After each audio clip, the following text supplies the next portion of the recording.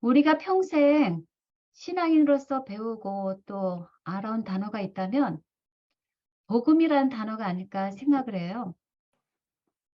여러분들은 복음의 정의를 어떻게 내리시는지요? 아마 여러 가지 답이 나올 줄 아는데요. 그러나 복음이란 말 자체가 말하듯이 기쁜 소식이 되려면 먼저 나쁜 소식이 있어야지만 좋은 소식이 나오는 거죠. 그래서 소식을 그래서 우리에게 있어서 가장 나쁜 소식이 있다면 무엇인가? 그거를 먼저 알아야 될 것 같아요. 여러분들에게 있어서 가장 나쁜 소식이란 어떤 것인가요? 거짓말이에요. 거짓말이요? 네, 그것도 예. 나쁜 거고요. 또 다른 분들은요? 남을 미워하는 마음. 남을 미워하는 마음. 네. 다 비슷하네요. 그런데 제가 생각하는 건요.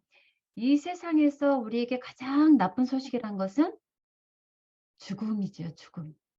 지금이 네, 죽음. 사망. 하나님의 선거에 죄를 네. 지었을 때 사람이 죽었다는 소식보다 나쁜 소식은 이 세상에 없습니다. 다시 바꿔 말씀드리면 이 세상에서 가장 기쁜 소식은 그 무엇이라고요? 복음이요. 행복하게 사는 것이네. 사는 것이죠. 그렇죠. 네. 복음이 그렇죠. 있어야 행복히 죽게 된 살죠. 사람이 살게 되었다는 소식. 그것에 더 나가서 영생이 바로 사람 살리는 소식, 이것이 바로 기쁜 소식, 복음인 것이죠. 가장 나쁜 소식, 사망에서 영원히 살게 해 주시는 영생으로 나아가게 해 주겠다라고 하는 것이 복음이고요. 이것이야말로 우리가 가장 듣기 원하는 기쁜 소식인 것입니다. 그런데 그리스도인들은 복음을 믿고 교회에 다니기 때문에 다 천국에 갈 것이라는 생각을 하고 있는 것 같아요. 저도 여러분들도 다 그렇게 믿고 있고요. 믿고 싶고요. 그런데 여기에 흥미로운 이야기가 하나 있거든요. 노벨상 수상자 로랑 베그 교수가 쓴 책에 보면 이런 얘기가 있어요. 1000명의 사람에게 죽어서 천국에 들어갈 것 같은 유명인은 누구일까? 물어본 설문지 이야기예요. 어떤 결과가 나왔을까요? 누가 죽어서 천국에 갈 것 같은 유명인이라고 뽑혔을까요? 제가 대답을 해볼게요. 테레사 수녀 아시죠? 테레사 수녀가 79%가 나왔고요. 마이클 조르단이라고 하는 농구 선수 아시죠? 그 선수가 65%가 나왔어요. 이 사람들이 그 설문자들 생각에는 천국에 갈 것 같다는 생각이죠. 근데 더 정말 가장 흥미로운 점은 무려 87%나 되는 점수를 받은 사람이 있다는 사실이에요. 87%. 누구일까요? 바로 자기 자신입니다. 응답자 자신이 자기 이름을 그 쪽지에 썼다는 거죠. 응답자 스스로가 죽으면 천국에 갈 것이라는 생각을 갖고 있다는 얘기죠. 이 얘기는 누구나 다 살고 싶다라는 의미가 있는 거고요.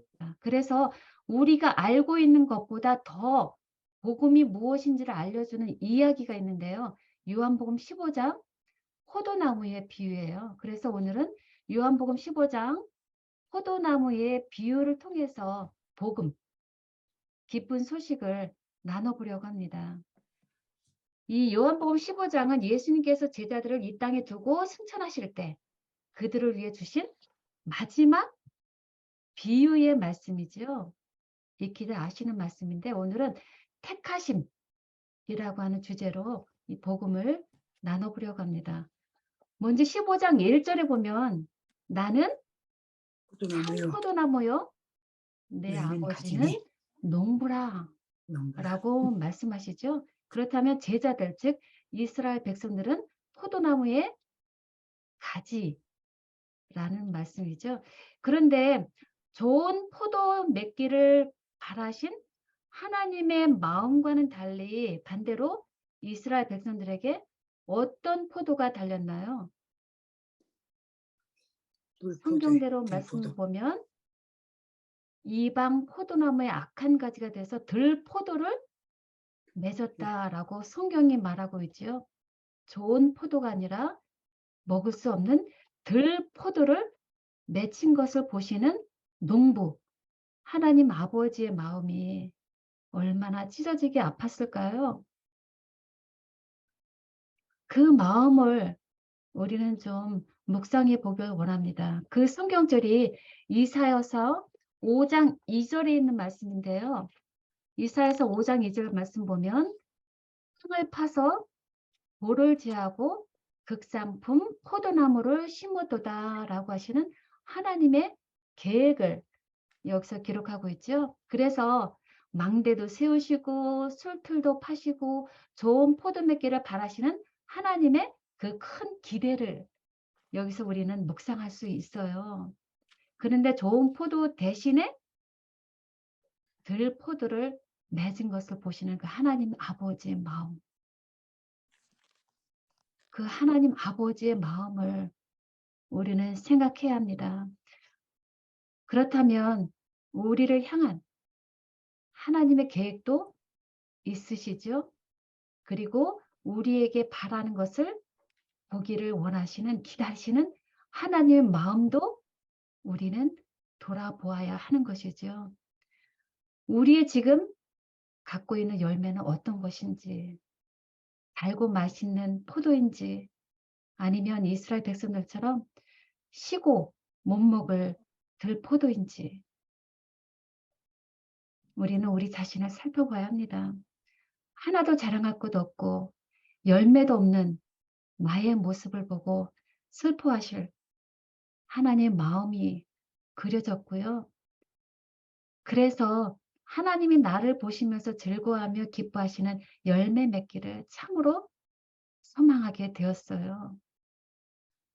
그래서 하나님께서 그렇게 도와주시기를 간절히 바라고 또 그렇게 해주시기를 바라는 믿음으로 오늘 이 자리에 나왔는데요. 어쨌든 에스겔서 15장 2절에서 4절 말씀 보면 그 이스라엘 백성들을 보고 탄식하시는 하나님의 마음이 기록되어 있더라고요. 제가 읽어볼게요. 포도나무가 모든 나무보다 나은 것이 무엇이랴? 그 나무를 가지고 무엇을 제조할 수 있겠느냐? 불에 던질 땔감이 될 뿐이라. 아, 얼마나 가슴 답답한 일인가요? 하나님의 선민으로서 하나님께서 택하셨더니 그들은 교만과 자기 영광에 빠짐으로써 변질되어서 오히려 불순종과 죄악의 열매, 자기 자신의 의의 열매인 신포들을 낸 것입니다. 농부로서 우리는 그 마음을 알지요. 그 결실을 보았을 때 얼마나 기가 막히고 안타까운지를. 농부는 좋은 열매를 많이 바라고 그것을 심는 거잖아요. 그런데 농부가 원하는 아름답고 싱싱하고 맛있는 기쁨의 열매를 맺지 못한 그 나무는 외형이 포도나무일지라도 더 이상 그것은 참 포도나무가 아닌 것이죠. 단지 땔감이나 쓰일 쓸모없는 나무가 돼버렸어요. 그러면 아름다운 열매를, 실과를 맺지 않은 나무는 어떻게 해야 되나요? 찍혀 불에 던져진다라고 예수님께서 말씀하셨습니다. 찍혀서 불에 던져질 운명이 되어버렸어요. 이스라엘 백성들은 더 이상 하나님의 백성으로 택함받은 특권을 누릴 자격을 잃어버린 것입니다. 그래서 그들에게 하나님이 무서운 선언을 하실 수밖에 없지요. 예레미야 31장 30절 보니까 이런 말씀이 있어요. 신포도를 먹는 자마다 그의 이가 신 것 같이 누구나 자기의 죄악으로 말미암아 죽으리라 라는 말씀이에요. 그리고 에스겔서 15장 6절에도 이렇게 써 있어요. 내가 숲풀 가운데 있는 포도나무를 불에 던질 땔감이 되게 한 것 같이 내가 예루살렘 주민도 그렇게 할지라 라고 하는 무서운 사망의 선고를 기록하셨습니다. 그러나 이 선고를 하시는 하나님의 마음이 어떤지를 우리는 알아야 합니다. 아무리 그들이 패역하고 배반하고 완악한 자일지라도 그들의 당할 운명을 보시면서 하나님은 얼마나 울고 슬퍼하셨을까.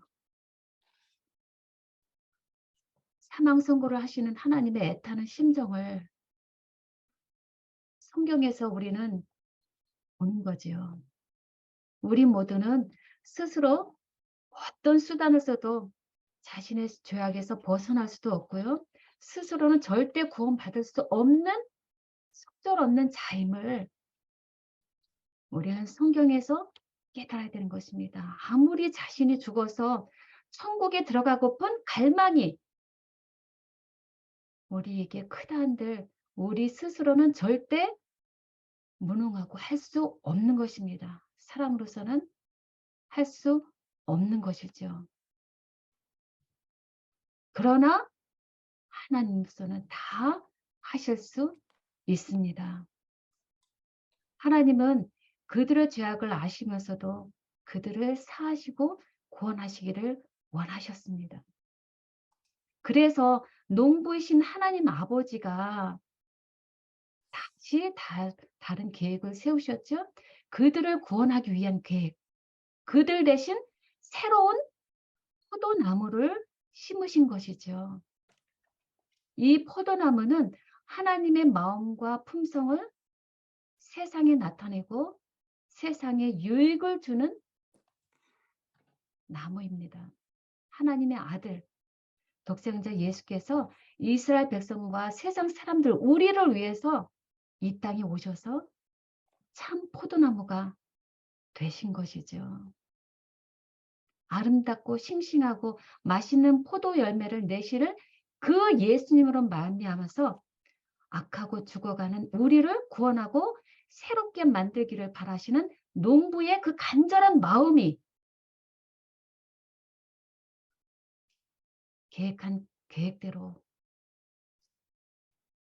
이루신 것이죠. 그래서 예수님께서 이 땅에 오셔서 사람들과 함께 거니시면서 죄를 사하시고 병을 낫게 하시고 생명의 말씀을 전하셨는데요. 포도나무 뿌리에서 나오는 모든 수액과 양분을 지금 말라 죽어가고 있는 가지들에게 다 쏟아 부어 주신 사랑이 바로 예수님의 사랑이죠. 그러나 여전히 그들은 그분을 받아들이지 않고요. 자신의 뜻과 생각대로 살기를 고집하는 것이 우리 인간이라는 겁니다.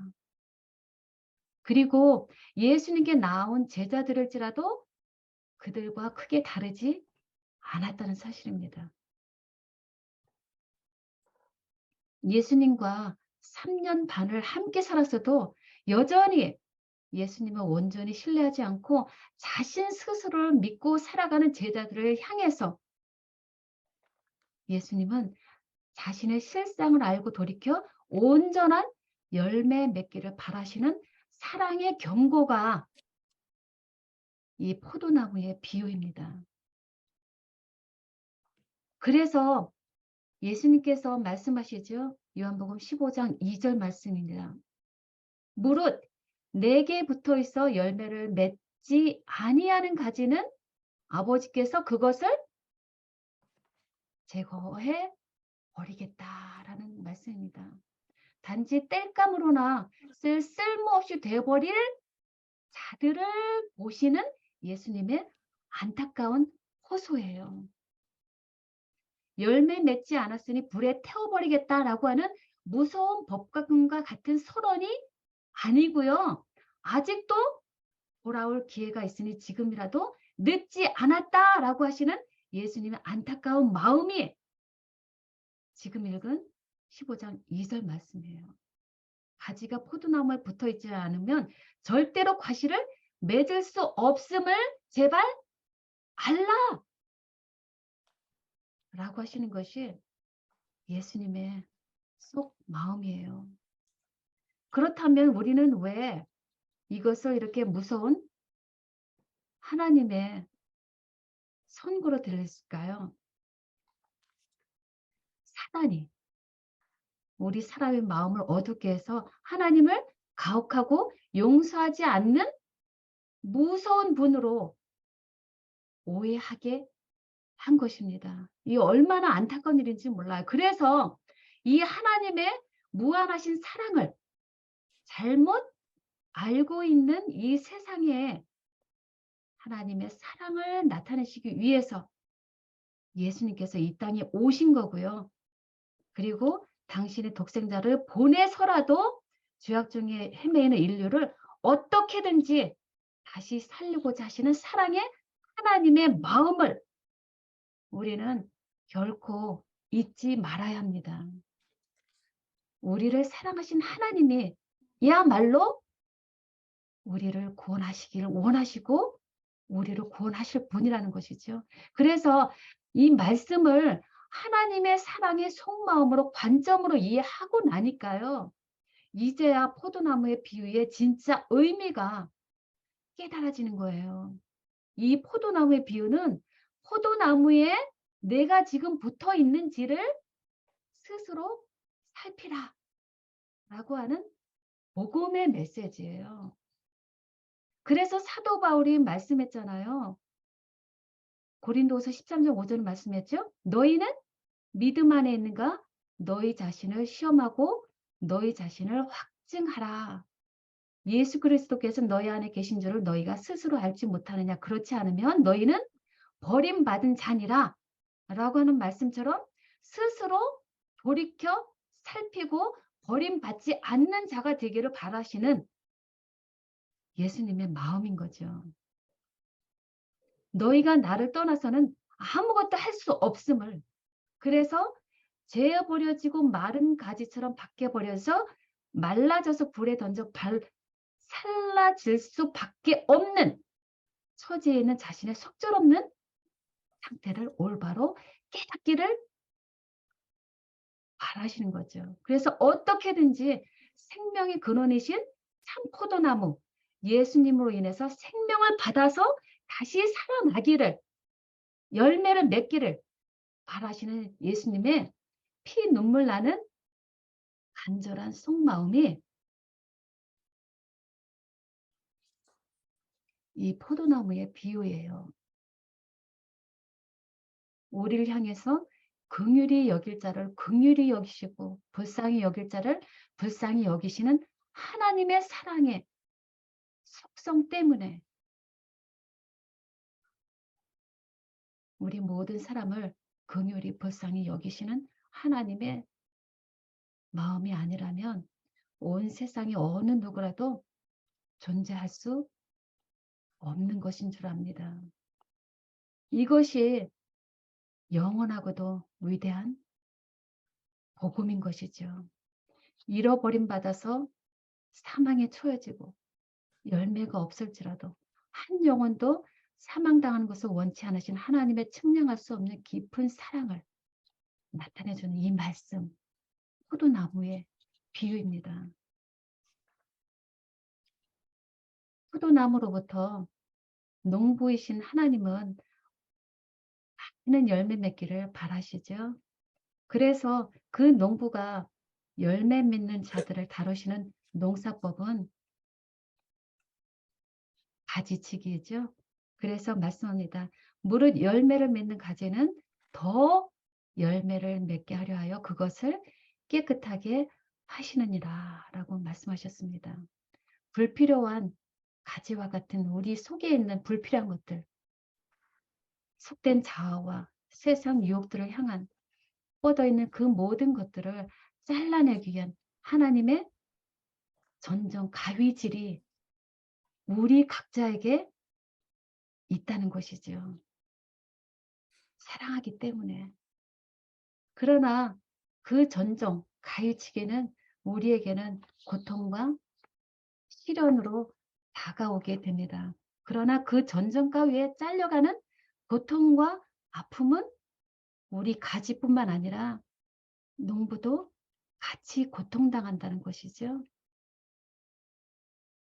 제가 농사를 짓다 보니까 가지치기 할 때 그 마음을 알아요. 너무나 보는 곳으로 예쁘게 핀 복숭아 꽃을요, 가지치기 하려면 너무나 마음이 안타까워요. 이렇게 살아있고 아름답고 이것을 자르는 게 너무나 안타깝고 마음이 아프거든요. 그 마음이 하나님 아버지의 마음이라는 거죠. 그러나 인내와 믿음으로 잘 견뎌내서 실하고 아름다운 향기 나는 맛 좋은 열매를 바라시는 하나님의 마음이 우리를 고난과 시련으로 허락하시고 우리를 깨끗게 하시는 것이죠. 그래서 의인 욥에게 시험을 허락하심으로 정금과 같은 고결하고 깨끗한 품성으로 하나님과 온 우주에 드러내기를 원하시는 하나님의 마음이 그를 뜨거운 풀무로 연단하셨음을 성경은 말씀하잖아요. 그러나 하늘 농부인 아버지가 그 과정을 다 주도하시고요. 감독하신다는 사실입니다. 그래서 그 징계가 그 당시는 즐거워 보이지 않을지 모르지만 후에는 그로 말미암아 의의 평강한 열매를 맺게 하시려는 것이 하나님의 속 마음인 것이죠. 언제나 우리를 향한 가장 좋은 것을 주기를 원하시는 하나님의 속 마음입니다. 그리고 하나님은 당신을 사랑하는 자들을 말씀으로 깨끗게 하기를 원하십니다. 그래서 15장 3절 보면 내가 일러준 말로 너희들은 이미 깨끗하여졌다라고 말씀하셨네요. 살아있고 항상 있는 하나님의 말씀으로 너희가 거듭난 것이라 라고 베드로가 말씀한 것처럼 우리의 영적인 삶이 순결하고 깨끗해짐을 받기 위해서는 우리에게 필요한 것은 하나님의 말씀이라는 거죠.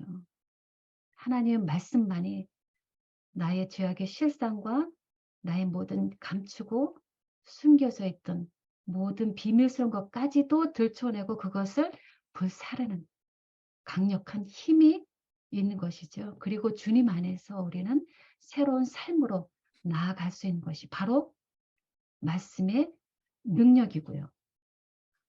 그래서 새롭게 태어나고픈 열망을 주시는 말씀이신 주님이 그 사랑이 오늘도 우리를 말씀 안으로 이렇게 인도해 주신 줄 믿습니다. 하나님은요, 항상 당신을 따르는 자들을, 사랑한 자들에게 명령을 하세요. 왜냐하면 하나님의 명령은 영생이기 때문입니다. 요한복음 12장 50절 보니까요. His commandment is eternal life. 이렇게 기록이 되어 있어요. 하나님의 명령, 그것이 바로 영생이라는 것이죠. 하나님의 명령은 그래서 지켜도 그만, 안 지켜도 그만이 절대 아니라는 거죠. 반드시 그 말씀을, 그 명령을 지켜야만 그 사람에게 영생이 주어진다는 말이 되는 것이죠. 또한 하나님의 명령은 하나의 약속이다라고 시대소망에 또 기록하고 있습니다. 내가 너에게 이른 말은 영이요 생명이라고 하신 말씀대로 말씀을 우리가 우리 심령에 받아들이면 그분의 생명이 우리에게 이르러 오고 우리 속에는 재창조가 일어나는 것이죠. 그래서 성경에서 우리가 찾아보아야 될 것은요. 저는 항상 이것을 기억해요. 하나님께서 하시는 명령은 무엇인가? 그리고 하나님께서 주시는 약속은 무엇인가? 그래서 이 포도나무 비유에서 하나님의 명령은 무엇인가? 그것을 우리는 찾아야 되거든요. 하나님의 명령이 무엇일까요? 무엇이 우리에게 생명으로 가게 하는, 영생으로 가게 하는 명령이 될까요?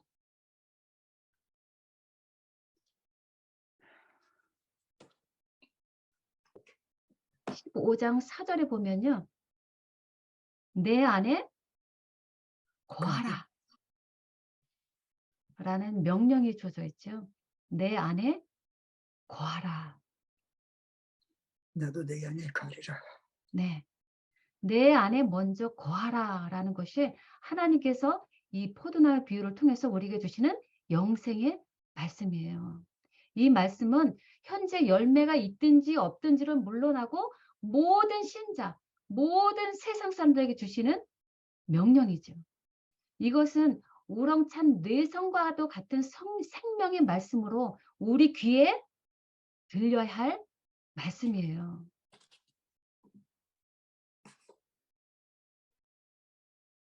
내 안에 거하라. 그러면 하나님의 약속은 무엇인가요? 하나님의 명령이 주어지면 반드시 그 뒤에는 약속이 따라옵니다. 과실을 많이 믿겠다. 그래서 나는 포도나무요. 너희는 가지니 저가 내 안에.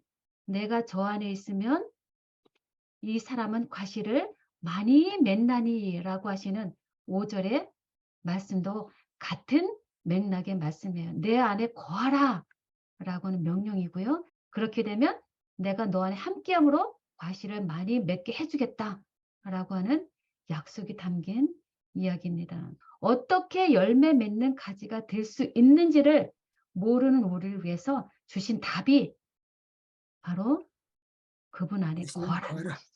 그분 거하라. 안에 거하라. 그분 안에 거하라. 그리하면 나도 너희 안에 거함으로 하나가 되어서 연합이 되어서 어떤 약속을 주셔요? 최종적인 약속?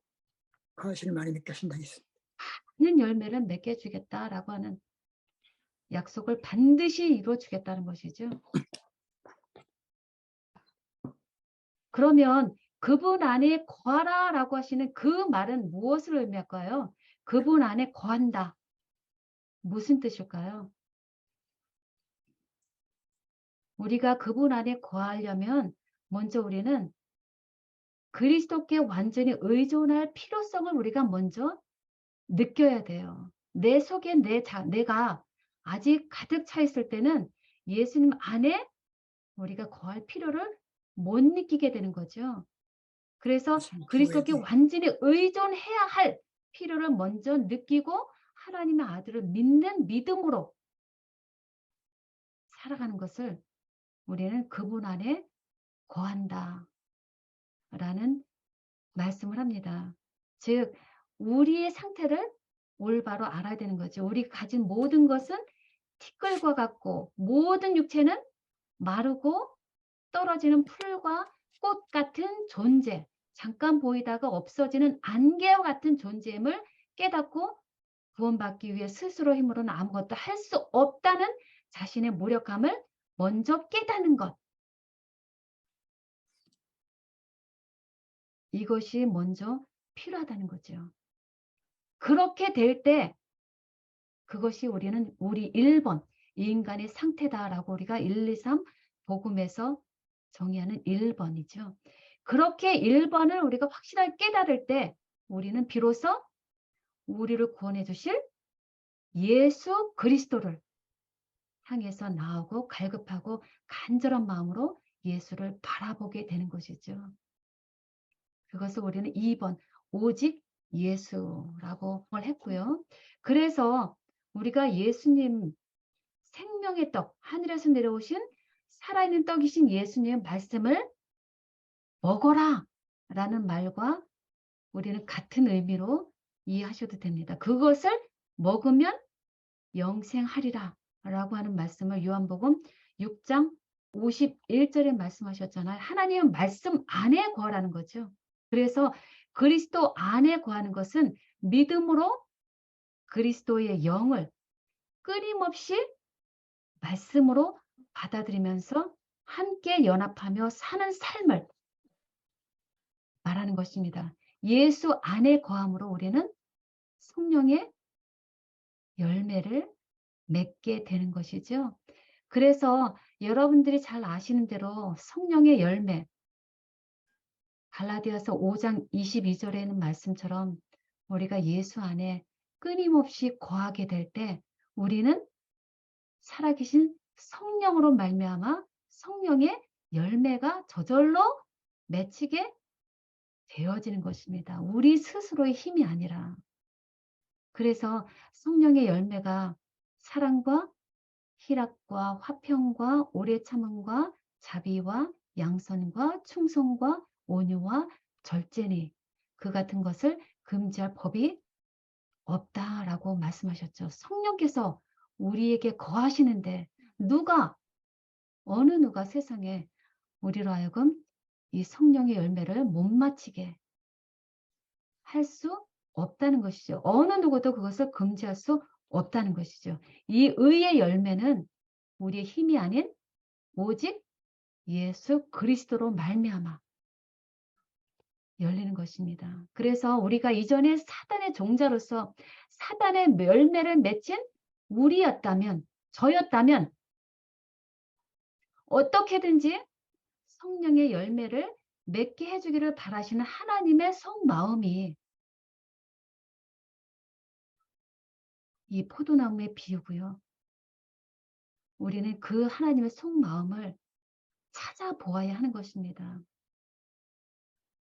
제 자신 속에도 여전히 성령의 열매보다 사단의 품성의 그 악한 열매가 아직도 얼마나 많은지요. 이것을 보시는 하나님이 얼마나 이 못난 딸에게 그 더러운 열매를 치우고 성령의 열매를 주고 싶어 하실까 생각을 하게 됐고요. 자식을 보는 엄마의 마음이 그렇잖아요. 불평과 시기와 질투로 불행하게 사는 자식에게 어떻게든지 평화와 기쁨과 사랑의 마음을 주고픈 그 부모의 마음이 하나님의 마음인 것이죠. 그러므로 그리스도께서 우리 속에 거하셔야만 우리가 변할 것을 아시는 분이 우리로 내 안에 거하라 라는 말씀을 하시는 것입니다. 그래서 그가 우리 속에 들어오시면 자기의 기쁘신 뜻을 위해서 우리로 소원을 두고 행하게 해주시는 것이죠. 그것이 성령이 하시는 일이시고요. 참 포도나무 되신 분의 열매 맺는 가지가 되기 위해서 참으로 우리는 예수께서 우리 안에 계시고 우리 심령 속에 예수님을 모시고 우리는 그분과 함께 되는, 그래서 하나가 되는, 통일이 되는, 연합이 되는 그런 관계를 우리는 계속 가져야 하는 것이죠. 오늘도 내일도 우리의 슬로건은 그분 안에 거하는 것입니다. 그분 안에. 그것이 우리가 열매를 맺는 삶이고요. 의의 열매, 성령의 열매를 맺기를 바라시는 농부의 마음대로 그런 풍성한 열매 맺히기를 간절히 소망합니다. 그런데 이 말씀을 들은 12명의 제자들을 묵상해 보니까요. 그들의 성숙해가는 과정과 그들의 변화된 모습과 그들의 열매는 바로 우리들의 모습이 아닌가 하는 생각을 하게 되고요. 그 중에 대표적인 사람 3명을 한번 같이 돌아보려고 합니다. 먼저 가룟 유다가 있죠. 제자들 가운데 가장 월등한 조건을 가진 외형적인 조건을 가진 사람이죠. 그러나 자신의 의와 뜻과 생각대로 끝까지 고집해서 하나님 안에 거하지 않은 자임을 증명된 것이 바로 예수님을 배반한 거죠. 그의 삶은 포도나무에 붙어 있지 않았음을 증거해 주는 거죠. 그래서 3년 동안 예수님과 동고동락하면서 말씀을 들었지만 마귀의 시험에 정복당해서 결국 잘리운 가지가 되었다는 사실은 얼마나 우리에게 두려운 경고가 되는지요. 원치 않는 사단의 열매를 맺은 그런 자일지라도 끝까지 그를 향한 예수님의 마음은 절대 그를 포기하지 않으셨다는 사실은 정말 우리에게도 너무나 아름다운 복음이 되고요. 그리고 제자 요한을 한번 볼까요? 제자 요한은 포도나무가 우뚝 선 지주에 든든히 매달려 있는 것 같이 그리스도에 매달려 있었던 제자입니다. 물론 잠시 예수님께서 무리들에게 잡혀서 재판지에 끌려갈 때 두려워서 모든 제자들과 함께 도망갔었지만 다시 참포도나무이신 예수님과 붙어서 그분 안에 거함으로 그는 다시는 실족하지 않은 사랑받는 제자 요한이 된 거죠. 그래서 주님을 위해서 그는 빌라도 심판정에도 용감하게 나가서 십자가 주변을 떠나지 않았고요. 반모섬에 고립돼 있었을지라도 여전히 하나님과 예수님과 완전히 하나로 연결되어서 교통한 자가 바로 요한의 모습임을 성경은 보여주고 있고요. 그런 요한이 나타난 이유는 참포도나무신 예수님과 같이 되기를 갈망했던 거죠. 그래서 그리스도의 사랑에 변화시키는 가마 아래 자신을 두었기 때문에 결국은 살아계신 포도나무와 같은 신의 성품에 참여하는 자가 된 것이죠. 그래서 그리스도와 이렇게 밀접히 교제하게 되면 우리도 이런 사도 요한과 같이 될 것이라는 희망을 주는 인물이 사도 요한이죠. 그리고 또 한 사람 베드로를 우리 볼까요? 고통과 비난이 무서워서 자신의 신앙을 숨긴 자죠. 나를 버리고 떠나리라고 하는 예수님의 예언에 베드로는 뭐라고 해요? 다 다 버릴지라 버릴지라도 나는 나는 떠나지 않겠습니다. 그렇지 않겠나이다. 주와 내가 함께 울박하고 이제 죽을지언정 3번 부인하리라. 주를 부인하지 않겠나이다. 라고 호언장담한 그런데 3번 신의 부인했어. 의를 믿었던 자가 바로 베드로죠. 그러나 성경에 보니까요. 예수께서 무리들에 의해서 끌려갈 때 분노와 공포 가운데서 스스로를 구원하라 라고 외치고 도망가기를 제의한 자가 바로 베드로라는 사실이에요. 이렇게 인간은 연약하다는 것이죠. 그래서 끝까지 죽는 곳에라도 가겠다고 했던 그 베드로에게 3번의 기회를 주었음에도 불구하고 끝까지 자신만을 사랑한 이 사람이 바로 예수님께서 택하신 제자란 사실입니다. 예수님께서 택하신 제자예요. 요한과 베드로는 완전한 사람들이 아니죠. 그러나 그들은 기회가 있을 때마다 그들의 주님이신 예수님과 함께 거하고자 끊임없이 노력했고요. 그래서 조금씩 조금씩 점진적으로 그리스도를 닮은 품성을 형성해 간 것이죠. 그들이 자신의 연약함을 느끼고 자신들에게 맡겨진 일이 얼마나 큰 것인가를 깨닫게 될 때 자신 스스로는 할 수 없으므로 주의 인도하심이 반드시 필요하다는 것을 느끼게 된 것이죠. 그 과정을 하나님께서는 우리에게도 필요로 하다는 것이죠. 그러나 제가 오늘 여러분들에게 나누고 싶은 것은 그들의 생각과 마음과 그들의 모든 것을 아시고서도 그렇게 불쌍하고 부족하고 가련한 제자들을 택하셨다는 것입니다. 그래서 요한복음 15장 16절에 말씀하시죠. 너희가 나를 택한 것이 아니요 내가 너희를 택하여 세웠다라고 말씀하십니다. 내가 너희를 택하여 세운 이유, 이는 너희로 가서 열매를 맺게 하고 또 너희 열매가 항상 있게 하여 내 이름으로 아버지께 무엇을 구하든지 다 받게 하려 하심이라 라고 말씀합니다. 나만을 구하려고 하시는 것이 아니라 나를 통해서 열매를 맺어서 그 열매가 항상 있게 해서 또 다른 열매를 낳아서 많은 열매로 하나님 아버지께 영광을 돌리게 하시는 것이 예수님의 목적이라는 것이죠. 그리고 그것을 이루게 하시기 위해서 무엇이든지 구하는 대로 다 받게 하겠다라고 하는 보증 약속도 주셨다는 사실입니다. 그래서 요한복음 15장 19절 다시 한번 말씀해요.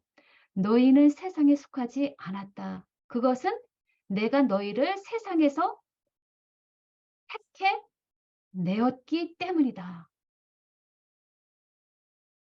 라고 말씀하셔요. 우리 스스로 세상에서 나온 것이 아니라 예수님께서 세상에서 우리를 택해 불러내셨다는 것을 거듭 반복해서 말씀하십니다. 그리고 성경은 하나님이 아신다라는 말씀을 반복하셔요. 우리가 앉고 일어서는 것까지, 나의 생각까지, 병이 오래된 것까지 모든 것을 다 아시는 분이 하나님이시라는 것이죠. 그 예수님께서 우리의 부족과 연약함을 아시고요. 지금 우리에게 열매가 없는 것도 아시고요. 하나님은 우리의 지금 갖고 있는 소망과 소원과 갈급함마저도 다 아신다는 것입니다. 이것이 얼마나 우리에게 복된 소망인가요? 아무 공로도 없는 자를, 저 같은 자를, 여러분과 같은 자를 택해서 부르시고 하나님의 동력자 삼아 주신 것은 우리가 어떤 말로도 할 수 없는 놀라운 영광인 거죠. 나의 생명과 나의 시간과 나의 애정을 이제는 주님을 위해서 일하는 동력자로서 열심을 더욱 내야 될 줄 압니다. 세상에 줄 수 있는 세상의 모든 것보다 더한 영예와 상급이 우리 눈에 보이지 않는 천국에 준비되어 있다는 사실을 성경은 누누이 말씀하고 있고요. 우리는 그것을 믿습니다. 그래서 예수님의 생명으로 인해서 사망에서 영생으로 변화함 주신 이 하나님의 대열에 참여하고 있다는 놀라운 사실만큼 우리에게 놀라운 복음은 없고요. 우리는 이제는 하나님으로 말미암아 의의 열매가 가득해서 하나님께 영광과 찬송 돌려지는 그런 복된 자들이 되시기를 간절히 바라면서 오늘 말씀 마치도록 하겠습니다.